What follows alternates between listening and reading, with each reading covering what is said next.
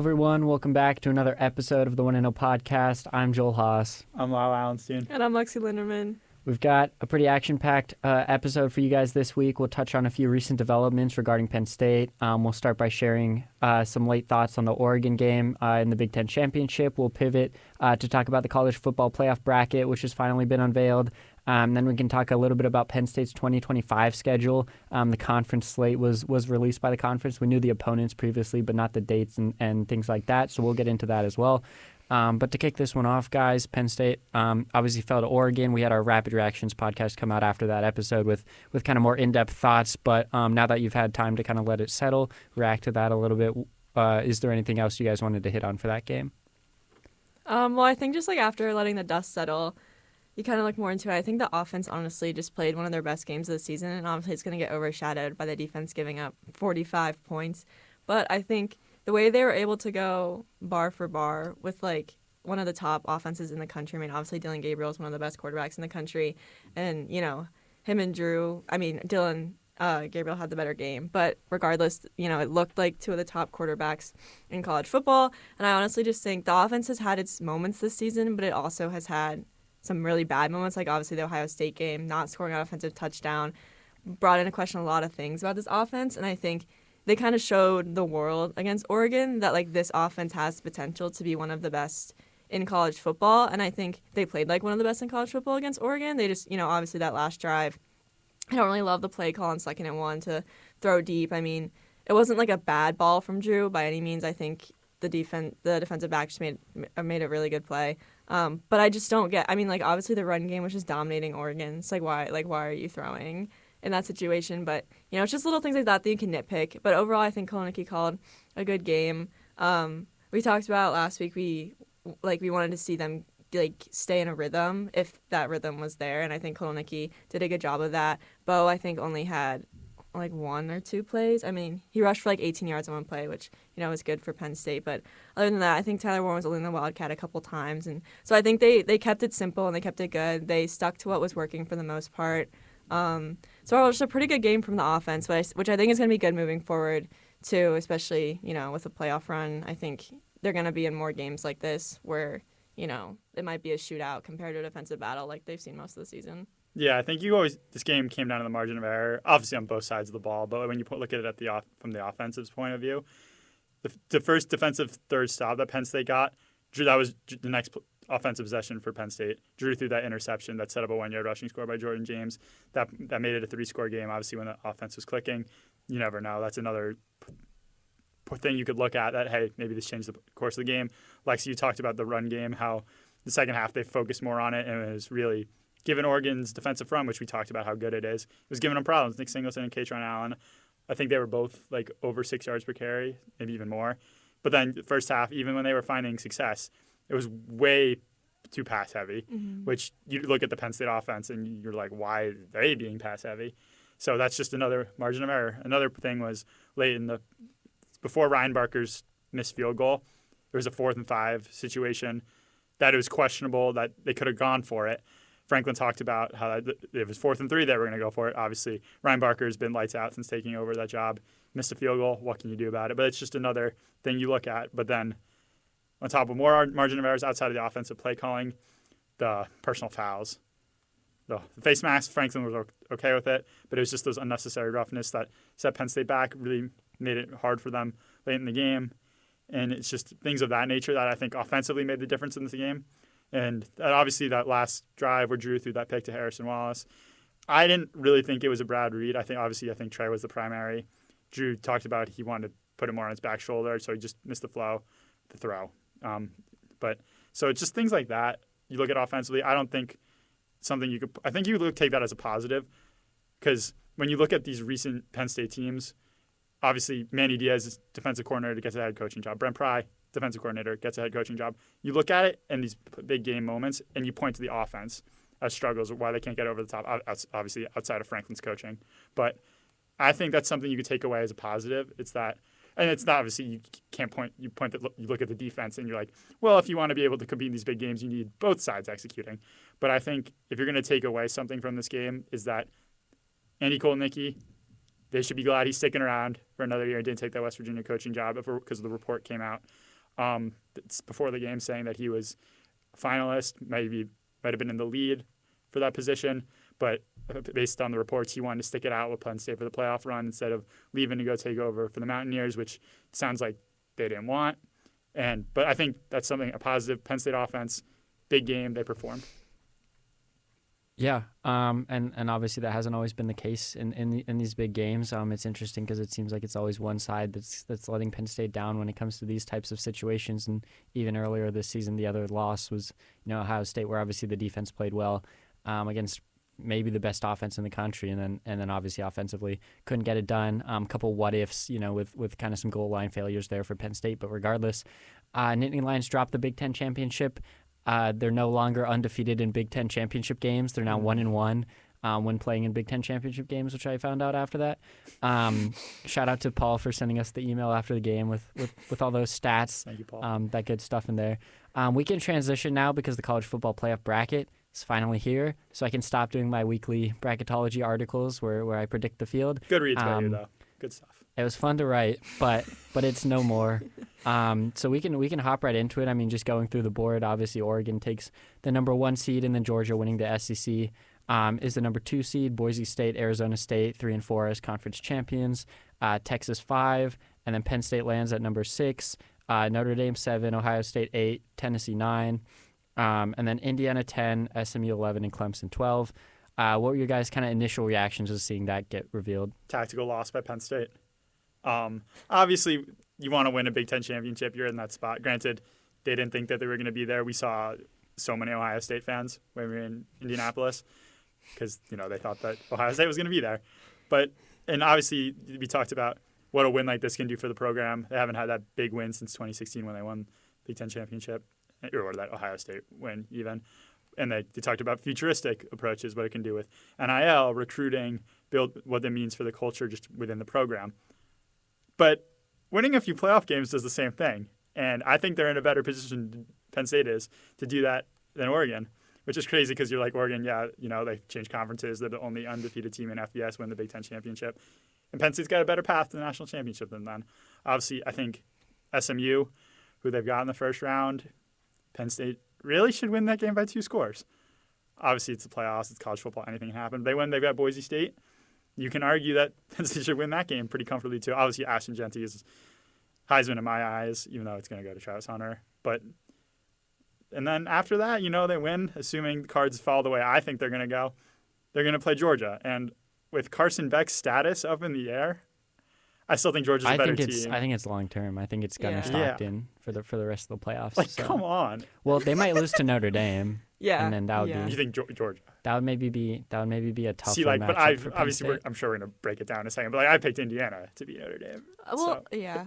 I don't know. I just think it's interesting. I think SMU just getting in general is really important just for the whole landscape going forward. Because if you put Alabama in, then it's like, well, no one's going to want to play a conference championship ever again because SMU is comfortably in the field before that loss to Clemson. And it was a 56-yard field goal to walk it off. I mean, Well, okay, I don't get why Clemson is 1 spot lower than SMU still.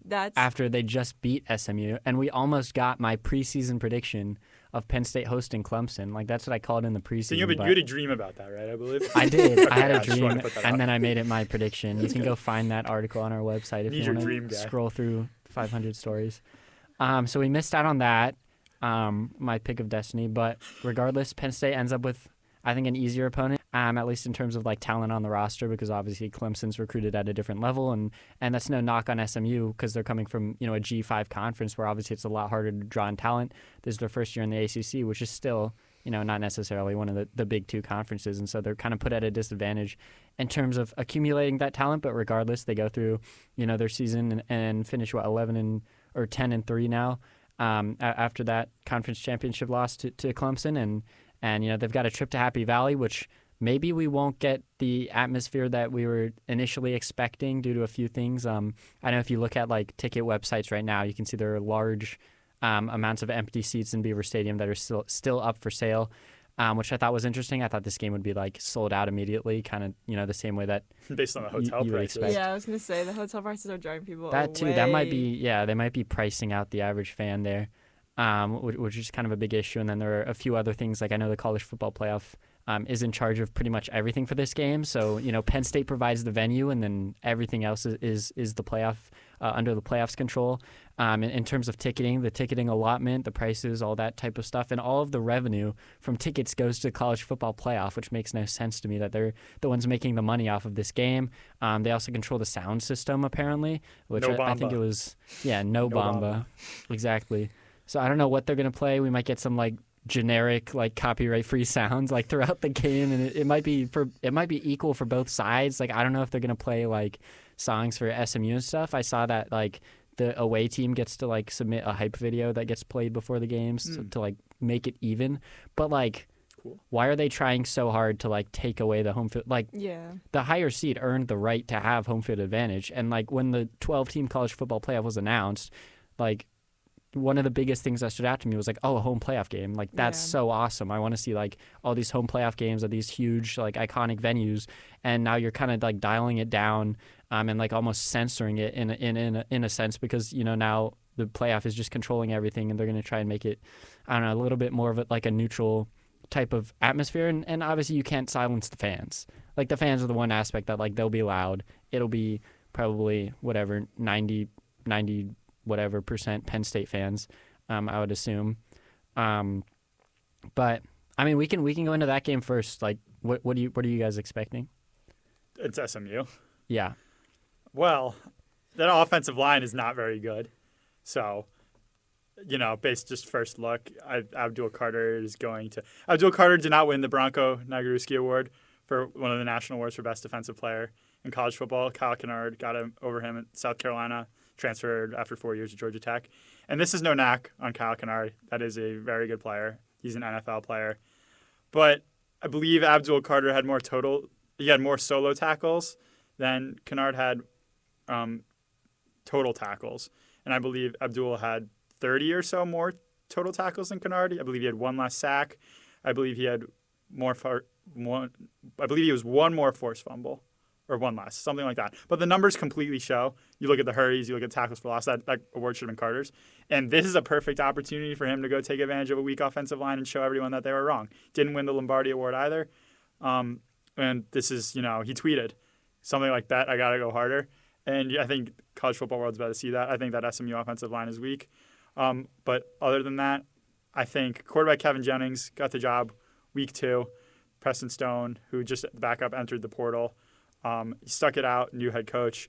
This is a guy that was going to stick with the team to the playoffs, already entered the portal, good backup. But Kevin Jennings, he's a very good player. But this is an SMU team. Obviously, they joined the ACC, took tremendous strides from a season ago when you're coming off losing to Boston College last year at the Fenway Bowl, which, me, I always find a way to somehow bring up Boston College. But, yeah, I mean, I think I don't want to say, they're deserving a playoff spot. I think they should be seated lower than Clemson. I think those should have flopped. Obviously, you look at the resume, Bama's better than SMU. And Bama's a better team, quite frankly. But the discourse with Bama getting in. So it'll be an interesting challenge. SMU head coach Rhett Lashley spent time on Manny Diaz's coaching staff when he was at Miami.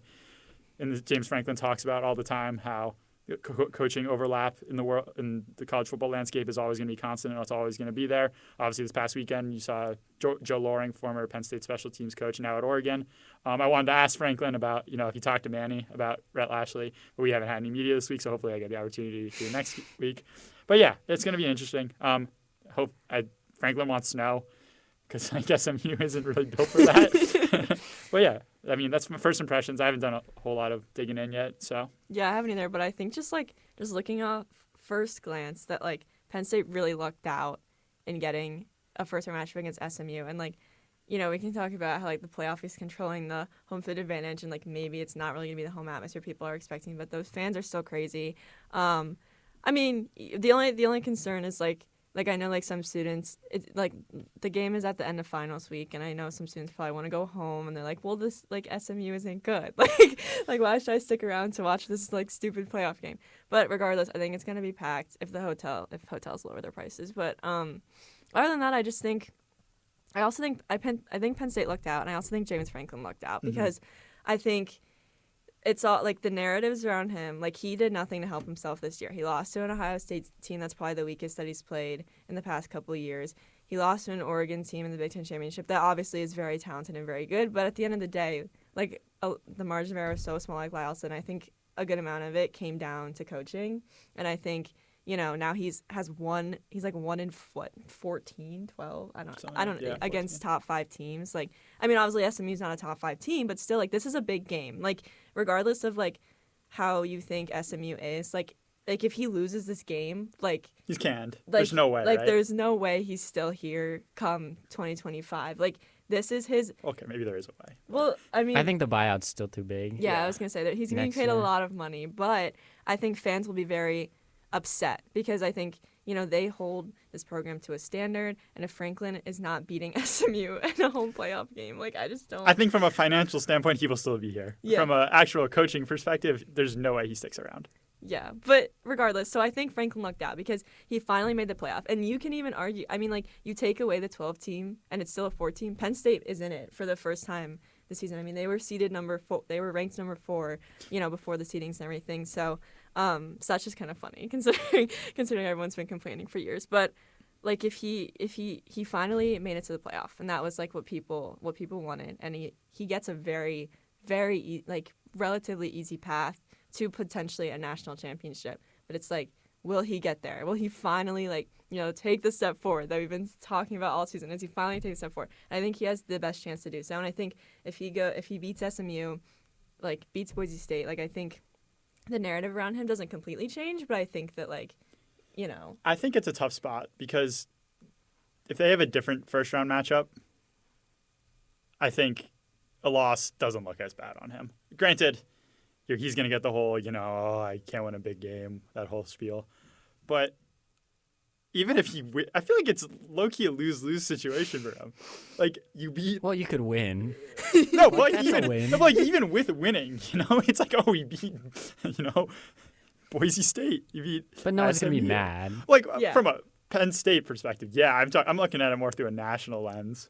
Well, I think the problem is if he loses, everyone's gonna be up in arms. But if he wins, everyone's gonna be like, "Oh, he was supposed to win." I think that's. That's fair because they're 9-point favorites, and I think it opened 8.5, so it's already moved in Penn I think State's they're 2-score favor. favorites against Boise State. Yeah, it's I agree. ridiculous. I've seen agree. 11.5 for Boise State, and Penn State over the last 3 seasons has been the best team in the country at they're favorite. winning as a favorite. Yeah. They're Yeah. I think undefeated as a favorite, except for the Ole Miss game, which was obviously a different set of circumstances. You weren't at that game, though, so it doesn't really count.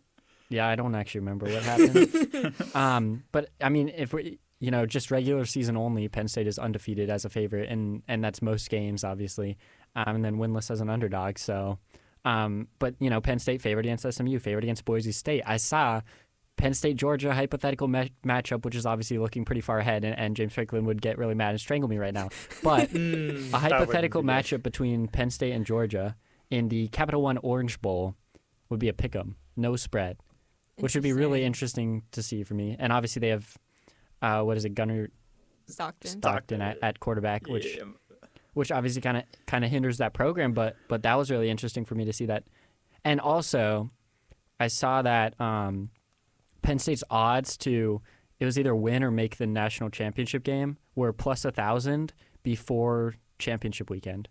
And after Penn State lost to Oregon, it went to plus 650. Yeah, I saw that. So significantly better odds to either make or win the championship with the loss to Oregon. Obviously, a lot of that has to do with the path that they got in the playoffs, which was probably best case scenario. I mean, you could make an argument that Boise State and SMU are the 2 worst teams in the playoff. Mm-hmm. I don't think there's an argument. I think they are. Okay, the yeah, two no worst one would teams. argue. You can make a statement. You can make a statement that flat-out those are fact. the 2 worst teams in the playoffs, and Penn State gets them as the first 2 opponents. Boise State's not in there without Ashton Genty. Well, obviously, yeah. Yeah. I Boise feel State is Ashton Genty. No, that's okay. No, actually, I'm stretching that a little bit, but still. I do like Penn State's chances in that game as well, just because of how good they've been against the run. They've gone against some really good running backs this season and been able to contain them really well. Whether it's obviously the 2 guys at Ohio State, Travion and Quinshawn, or you look at Jordan James. Jordan James for Oregon in the Big Ten Championship. Penn State's done really well. Jonah Darius Coleman. Taylor, Minnesota. Yeah, a ton of guys Relax. that Penn State's been able to really bottle up. I don't even know if I could be completely wrong, but I don't even know if a running back has had 100 yards against Penn State this season. USC did. Yeah, Woody USC? Marks. Oh, Woody okay. Marks. Woody Yeah. Marks did have a big game. He had like 2 explosive runs, like Yeah. over 40, I feel like. So That's like true. that's low-key inflated. I remember talking to a bunch of the defensive guys about that. Yeah, I do remember that actually. Yeah. We're not happy. Anyway, Yeah, the Woody Marks ran for like 198, but other than that, yeah, I feel like it's just there's so many like hypotheticals we're talking about right now. How it looks like so good for Penn State. Yeah, it's hard to look ahead, and we'll have like plenty of time to get into this. Like it looks too good to be later. true. You It know, does. it's like this is the kind of thing where it's like, Franklin's gonna find a way to Team lose. of Destiny. Right. I don't know. The base. I mean, we all had our bracket predictions that are dropping pretty soon, so you guys will be able to check that out. But I picked Georgia to beat Penn State. That's what the semi in the Orange Bowl. But like I did that factoring in. I made that pick before we knew the significance of Carson Beck's injury. So I don't know if like I'm gonna change it. I don't think I'm not changing mine Like, because I I don't- picked the same thing. Yeah, like I don't think that changes my opinion really. I'm like because I think Georgia's a better team, but Penn State pulls that one out. I'm not shocked because I think Carson Beck is overrated. But that being said, it's still Georgia. Carson Beck has done more than enough, obviously throughout his career and even this season. He does not watch football on the outside, in case anyone was wondering. But I don't know. It looks too good to be true. for Penn Well, State. me personally, I have Notre Dame beating Georgia and then Penn State beating Notre Dame. But I also think it could be one of those interesting things where, like, because I don't know where Indiana is actually at in this. Like, obviously they're a good team, but like the loss to Ohio State, that's really all there is to go off of based on like what skill. Like, obviously they put up insane numbers all season, but it's like I think the Notre Dame matchup is going to say a lot, and I think Indiana can very well win that matchup. And I think if Indiana wins, then That's don't the know. worst. That's the worst first round game for me. I think I picked Indiana Really? to win that. I don't think Notre Dame's good. I don't think Indiana's good either. But well, Notre, respect Avery Hill's national champions and Notre Dame Fighting Irish. well, Come Avery on. knows ball. I'm not disrespecting Avery. I'm disrespecting Notre Dame here. Well, I yeah. think Clemson and Texas will be a blowout in favor of Texas. Really, I've seen some people picking Clemson. Dabo's gonna win this one for those that support not using the portal. That community, he's gonna pull one out. Well, yeah, okay. To be fair, obviously Dabo not a huge fan of the transfer Did you portal. see Kate Klubnik's reaction to when they were playing Texas? Bro was like fighting it, like he was going through it, man. He looked Really? stressed. It was so funny. That's like Dabo was like fired up, and Kate's like, it's like last year when like they were doing the bracket reveal and like there was the video of Bama getting chosen over Florida State and the Michigan like meeting room. They're all just like silent. Yeah. Like, we got to play Bama now. But low-key with the portal opening this week and everything that comes with that, and obviously how hectic it is for coaches and staffs and things like that, Clemson doesn't have to deal with that. Clemson has one less distraction right now. They weren't going to deal with it Instead of- anyway. They weren't dealing with But it that's anyway. what I mean. They can focus. They can focus on this game. Texas is probably looking in that portal. Let's throw a bag at this guy. Let's throw $1 million at this wide receiver. Clemson's not doing any of that. Clemson can focus solely on the game. So maybe a little bit of a limited distraction there. But It's not even in play. no, that's Let's not be good. real. I don't know if that actually will impact the game at all, but we can pivot off of playoff talk because obviously there will be plenty of that in the coming weeks as we get a chance to kind of look more closely into the matchups. We'll have obviously more talk on SMU next week, and then as the results of the playoff come in, we'll have more updates and predictions for that. But we can transition to Penn State's 2025 schedule, which, as I hinted at in the beginning of the show, was recently released. We know when Penn State will be playing each of its opponents. We already knew like the list of opponents that Penn State would play. We just didn't know the order and where the bye weeks would fall and things like that. So just kind of looking at where everything lands for Penn State, my initial reaction is that you have to play Oregon as your Big Ten opener, which is the first thing I was gonna not say, too. easy at all. You get that off a bye week, but still, Oregon is in a great spot right now. I think the funniest part about that, you could go on in a sec, but I think the funniest part about that is Penn State had, it's 7-8 years but prior to this year where they opened on the road for Big Ten. And all of a sudden, they've got back-to-back Big Ten openers, but you've got to play, the team you lost in the Big Ten championship for probably a noon whiteout. It's like so many things not in their favor. Well, yeah, that was my initial look. Like, once that dropped. Well, once the whole, every team schedule drops, you look at the week Penn State plays Oregon, the games are not good besides, Ohio State at Washington, which, we don't, no one really knows how good Washington's going to be next year. And also, Washington, can't kick off at noon because it would be 9 a.m. So, that's just not happening. The only other one is USC at Illinois, which, Fox is not like you put that up next to Oregon, Penn State. Like Fox is not jumping for USC, Illinois. Like it's gonna be a noon game, and so I just wonder, like if the university puts that as the whiteout anyway. I mean, they're gonna have a noon whiteout next Saturday for the playoff game, so it's like maybe that's like a little test run. I don't know, but like it's a tough stretch for Penn State to start the season. You've got FIU, Nevada, Villanova bye week before Oregon. Like that's a real tough 5 weeks for them. Yeah, so really it's 4 bye weeks before Oregon. That non-conference schedule is probably the weakest I've seen in a really long time for Penn State. Like you mentioned, Nevada, FIU, Villanova, all at home to start the season. Gotta win games. Yeah. Pretty boring start. But yeah, obviously, as James Franklin has pointed out, any game is a big game because if you lose one of those, that's a huge story. That's in-state like rivalry with Villanova. We're seeing with Notre Dame, Northern Illinois, like that loss in the beginning of the season is like haunting them. Yeah, it's with me clearly because I'm talking about how Notre Dame's not a good team strictly based on the fact that they lost to Illinois. So, with Oregon, bye week before Oregon is good. I also think it's good that they have a bye week before Ohio State. So that's great. Well, for because them. then they also play Indiana the week after Ohio State. Mm-hmm. That's the toughest. I don't know what Indiana's going to look like though, because yeah. this year's team was like entirely constructed through the transfer portal, and I think most of have those guys are graduating. Have you Googled Kurt Signetti perchance? Have I Googled him? Yeah. Why? He wins. Oh, he wins. He wins. He does win. So, yeah. Unless he's playing Ohio State. Unless he's playing Ohio State, he's a winner. I looked at the schedule. My immediate thoughts were 10-2. Back to the old Franklin classic 10-2. Oregon, Ohio State.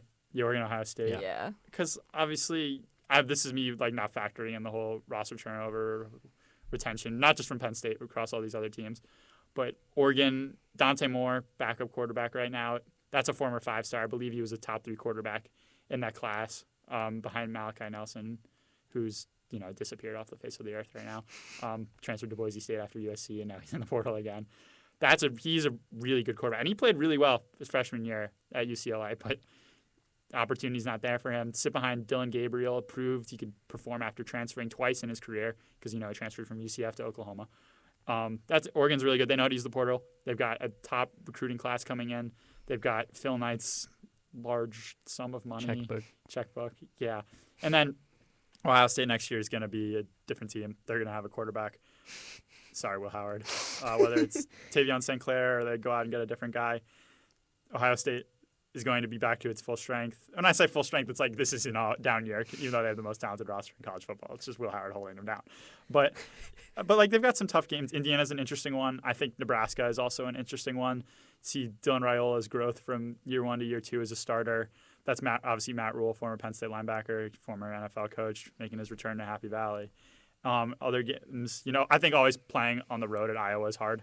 Mm-hmm. Just I don't really think Iowa's going to be good. They'll always hang around. They'll probably start preseason ranked 24-25. Other than that, though, Land-Grant Bowl, welcome back. Something to play for. Not the last week of the season. The last week of I got big problems with that one. We don't need to go into that now. Yeah, so my initial takeaways, it's not terrible. We'll see what obviously this is giant hypothetical. We'll see if 2 losses can get them into the playoff. But right now, I'm looking at 10-2. Yeah, I think I'm also looking at 10-2. I mean, I think it's possible.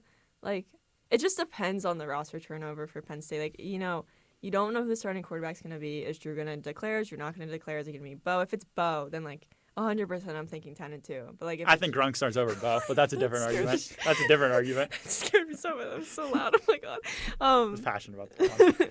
Because then if Drew comes back, I think, 11-1 is a possibility. I think, maybe Oregon at home, potential. But I don't know how much better Oregon's going to get. It's, I don't know. It's just, I think 10-2 is the very safe answer just because of history with James Franklin and everything. But, maybe if he loses SMU, he's not even here. So, who knows? Good take. Who knows? Good take.